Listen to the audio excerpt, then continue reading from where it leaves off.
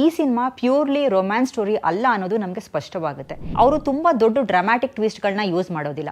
ಅವರು simple life situations ಮೂಲಕ ಎಮೋಷನನ್ನು build ಮಾಡ್ತಾರೆ.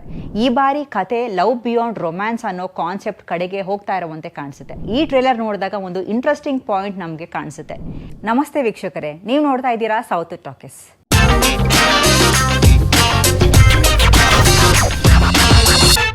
ಕನ್ನಡ ಸಿನಿರಂಗದಲ್ಲಿ ಕೆಲವು ಸಿನಿಮಾಗಳು ಕೇವಲ ಕತೆ ಹೇಳೋದಕ್ಕೆ ಮಾತ್ರ ಬರೋದಿಲ್ಲ. ಅವು ಜೀವನದ ಅನುಭವಗಳನ್ನ, ನೆನಪುಗಳನ್ನ ಮತ್ತು ಭಾವನೆಗಳನ್ನ ಹಿಡಿದು ನಮ್ಮ ಮುಂದೆ ತರುತ್ತೆ. ಅಂತಹ ಸಿನಿಮಾಗಳಲ್ಲಿ ಒಂದು ಲವ್ ಮಾಕ್ಟೇಲ್. 2020ರಲ್ಲಿ ಬಂದಂತಹ ಲವ್ ಮಾಕ್ಟೇಲ್ ಸಿನಿಮಾ ಪ್ರೇಕ್ಷಕರ ಮನಸ್ಸಿಗೆ ತುಂಬ ಹತ್ತಿರ ಆಯಿತು. ಒಬ್ಬ ಸಾಮಾನ್ಯ ಹುಡುಗ ಆದಿ, ಅವನ ಜೀವನದಲ್ಲಿ ಪ್ರೀತಿ, ನೋವು, ನಷ್ಟ ಹಾಗೆಯೇ ನೆನಪುಗಳ ಜರ್ನಿ ಹೇಗೆ ನಡೆಯುತ್ತೆ ಎಂಬುದನ್ನು ತುಂಬ ಸಿಂಪಲ್ ಆಗಿ ಆದರೆ ಎಮೋಷ್ನಲ್ ಆಗಿ ಹೇಳಿದ ಸಿನಿಮಾ ಅದು. ಅದಾದಮೇಲೆ ಬಂದಂತಹ ಲವ್ ಮಾಕ್ಟೇಲ್ 2 ಕೂಡ ಅದೇ ಎಮೋಷ್ನಲ್ ಕಂಟಿನ್ಯೂಟಿಯನ್ನು ಮುಂದುವರಿಸಿತು. ಈ ಎರಡೂ ಸಿನಿಮಾಗಳ ಯಶಸ್ಸಿನ ನಂತರ ಈಗ ಲವ್ ಮಾಕ್ಟೇಲ್ 3 ಮತ್ತೆ ಪ್ರೇಕ್ಷಕರ ಮುಂದೆ ಬರ್ತಾ ಇದೆ. ಇನ್ನು ಈ ಸಿನಿಮಾವನ್ನು ಮತ್ತೆ ಡಾರ್ಲಿಂಗ್ ಕೃಷ್ಣ ನಿರ್ದೇಶನ ಮಾಡ್ತಾ ಇದ್ದಾರೆ. ಹಾಗೆಯೇ ಡಾರ್ಲಿಂಗ್ ಕೃಷ್ಣ, ಮಿಲನಾ ನಾಗರಾಜ್ ಅವರು ಈ ಸಿನಿಮಾದ ನಿರ್ಮಾಪಕರು ಕೂಡ ಹೌದು. ಈಗ ಟ್ರೇಲರ್ ನೋಡಿದಾಗ ಕೆಲವು ಇಂಟ್ರೆಸ್ಟಿಂಗ್ ವಿಷಯಗಳು ಕ್ಲಿಯರ್ ಆಗುತ್ತೆ. ಮೊದಲನೇದಾಗಿ ಟ್ರೇಲರ್ನಲ್ಲಿ ಕಾಣಿಸುವ ಟೋನ್ ಗಮನಿಸಿದ್ರೆ ಈ ಸಿನಿಮಾ ಪ್ಯೂರ್ಲಿ ರೊಮ್ಯಾನ್ಸ್ ಸ್ಟೋರಿ ಅಲ್ಲ ಅನ್ನೋದು ನಮಗೆ ಸ್ಪಷ್ಟವಾಗುತ್ತೆ. ಈ ಬಾರಿ ಕತೆ ಲವ್ ಬಿಯಾಂಡ್ ರೊಮ್ಯಾನ್ಸ್ ಅನ್ನೋ ಕಾನ್ಸೆಪ್ಟ್ ಕಡೆಗೆ ಹೋಗ್ತಾ ಇರುವಂತೆ ಕಾಣಿಸುತ್ತೆ. ಅಂದರೆ ಪ್ರೀತಿ ಅಂದರೆ ಕೇವಲ ಲವ್ವರ್ ನಡುವೆ ಇರುವ ಎಮೋಷನ್ ಅಲ್ಲ, ಅದು ಫ್ಯಾಮಿಲಿ, ಬಾಂಡಿಂಗ್, ರೆಸ್ಪಾನ್ಸಿಬಿಲಿಟಿ ಕೂಡ ಆಗಿರ್ಬೋದು ಎಂಬ ಆ್ಯಂಗಲ್ ಇಲ್ಲಿ ಕಾಣಿಸುತ್ತೆ. ಟ್ರೇಲರ್ನ ಪ್ರಮುಖ ಹೈಲೈಟ್ ಅಂದರೆ ಫಾದರ್ ಡಾಟರ್ ಎಮೋಷನಲ್ ಬಾಂಡ್. ಆದಿ ಪಾತ್ರ ಈಗ ಕಂಪ್ಲೀಟ್ಲಿ ಡಿಫ್ರೆಂಟ್ ಫೇಸ್ನಲ್ಲಿ ಇದ್ದಂತೆ ಕಾಣಿಸುತ್ತೆ. ಒಬ್ಬ ಲವ್ವರ್ ಆಗಿದ್ದಂತಹ ಆದಿ ಈಗ ಒಬ್ಬ ತಂದೆಯಾಗಿ ಬದುಕ್ತಾ ಇರುವಂತಹ ಎಮೋಷ್ನಲ್ ಸ್ಟೇಜನ್ನು ಟ್ರೇಲರ್ ಹಿಂಟ್ ಮಾಡುತ್ತೆ. ಇದು ಲವ್ ಮಾಕ್ಟೇಲ್ ಫ್ರಾಂಚೈಸಿಗೆ ಒಂದು ಹೊಸ ಎಮೋಷ್ನಲ್ ಲೇಯರನ್ನು ಸೇರಿಸೋ ಪ್ರಯತ್ನ ಅಂತ ನಾವು ಹೇಳ್ಬೋದು.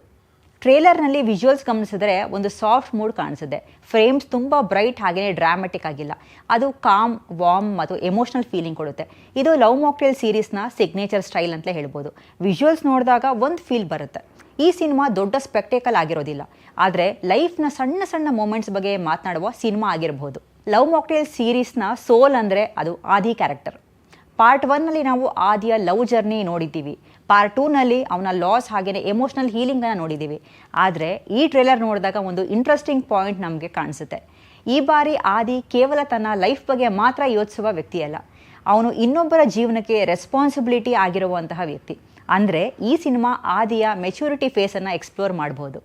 ಲವ್ ಮಾಕ್ಟೇಲ್ ಸಿನಿಮಾಗಳಲ್ಲಿ ಮ್ಯೂಸಿಕ್ ಯಾವಾಗಲೂ ಕೂಡ ದೊಡ್ಡ ಸ್ಟ್ರೆಂತ್ ಆಗಿತ್ತು. ಇನ್ನು ಈ ಟ್ರೇಲರ್ನ ಬ್ಯಾಕ್ಗ್ರೌಂಡ್ ಮ್ಯೂಸಿಕ್ ಕೂಡ ತುಂಬ ಸೋಲ್ಫುಲ್ ಆಗಿ ನಮಗೆ ಕಾಣಿಸುತ್ತೆ. ಮ್ಯೂಸಿಕ್ ಇಲ್ಲಿ ಕೇವಲ ಸಾಂಗ್ ಆಗಿ ಅಲ್ಲ, ಎಮೋಷ್ನಲ್ ಕ್ಯಾರಿ ಮಾಡುವ ಎಲಿಮೆಂಟ್ ಆಗಿ ಯೂಸ್ ಆಗ್ತಾ ಇರುವಂತೆ ನಮ್ಗೆ ಕಾಣಿಸುತ್ತೆ.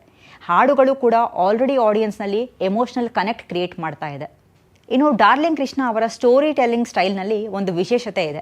ಅವರು ತುಂಬ ದೊಡ್ಡ ಡ್ರಾಮ್ಯಾಟಿಕ್ ಟ್ವಿಸ್ಟ್ಗಳನ್ನ ಯೂಸ್ ಮಾಡೋದಿಲ್ಲ.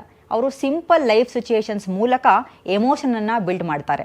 ಟ್ರೇಲರ್ ನೋಡಿದಾಗಲೂ ಕೂಡ ಅದೇ ಸ್ಟೈಲ್ ನಮಗೆ ಕಾಣಿಸಿತ್ತು. ಸೀನ್ಸ್ ನೋಡಿದಾಗ ಇದು ಸ್ಲೋ ಎಮೋಷ್ನಲ್ ಸ್ಟೋರಿ ಟೆಲ್ಲಿಂಗ್ ಆಗಿರ್ಬೋದು ಅನ್ನೋ ಫೀಲ್ ಬರುತ್ತೆ. ಲವ್ ಮಾಕ್ಟೇಲ್ ಸೀರೀಸ್ ಈಗ ಒಂದು ಎಮೋಷ್ನಲ್ ಫ್ರಾಂಚೈಸಿ ಆಗಿ ಬೆಳೆದಿದೆ. ಅದಕ್ಕಾಗಿ ಈ ಸಿನಿಮಾದ ಬಿಗ್ಗೆಸ್ಟ್ ಚಾಲೆಂಜ್ ಏನು ಅಂದರೆ ಮೊದಲ 2 ಭಾಗಗಳಲ್ಲಿ audience already strong emotional connect ಮಾಡ್ಕೊಂಡಿದ್ದಾರೆ. ಹೀಗಾಗಿ ಲವ್ ಮಾಕ್ಟೇಲ್ 3 ಹೊಸದಾಗಿ ಏನು ಕೊಡುತ್ತೆ, ಅದೇ ದೊಡ್ಡ ಪ್ರಶ್ನೆ.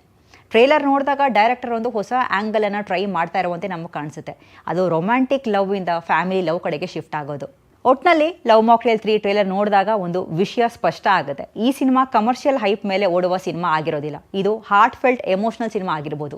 ಡಾರ್ಲಿಂಗ್ ಕೃಷ್ಣ ಅವರ ಸ್ಟೋರಿ ಟೆಲ್ಲಿಂಗ್ ಮತ್ತೆ ಒನ್ಸ್ ಅಗೇನ್ ಪ್ರೇಕ್ಷಕರನ್ನ ಲೈಫ್, ಲವ್ ಮತ್ತು ಮೆಮೊರೀಸ್ ಬಗ್ಗೆ ಯೋಚಿಸುವಂತೆ ಮಾಡುತ್ತೆ.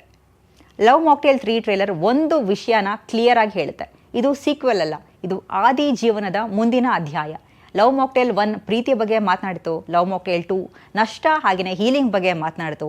ಆದರೆ ಲವ್ ಮಾಕ್ಟೇಲ್ 3 ಬಹುಶಃ ಜೀವನದ ರೆಸ್ಪಾನ್ಸಿಬಿಲಿಟಿ ಮತ್ತು ಅನ್ಕಂಡೀಷನಲ್ ಲವ್ ಬಗ್ಗೆ ಮಾತನಾಡಬಹುದು. ಮಾರ್ಚ್ 19ರಂದು ಸಿನಿಮಾ ಬಿಡುಗಡೆ ಆಗ್ತಾ ಇದೆ. ಒಟ್ಟಾರೆ ಈ ಸಿನಿಮಾ ಥಿಯೇಟರ್ನಲ್ಲಿ ನೋಡಿದಾಗ ಪ್ರೇಕ್ಷಕರಿಗೆ ಮತ್ತೆ ಒಮ್ಮೆ ಎಮೋಷನಲ್ ಜರ್ನಿ ಕೊಡುತ್ತದೆ ಎಂಬುದು ಈಗ ಕುತೂಹಲ. ಸೊ ಇದಾಗಿತ್ತು ಲವ್ ಮಾಕ್ಟೇಲ್ 3 ಸಿನಿಮಾದ ಟ್ರೇಲರ್ ರಿವ್ಯೂ. ಮತ್ತಷ್ಟು ಸಿನಿಮಾ ರಿವ್ಯೂಸ್ಗಳಿಗಾಗಿ ಹಾಗೆಯೇ ಸಿನಿಮಾ ಅಪ್ಡೇಟ್ಸ್ಗಳಿಗಾಗಿ ನೋಡ್ತಾ ಇರಿ ಸೌತ್ ಟಾಕೀಸ್.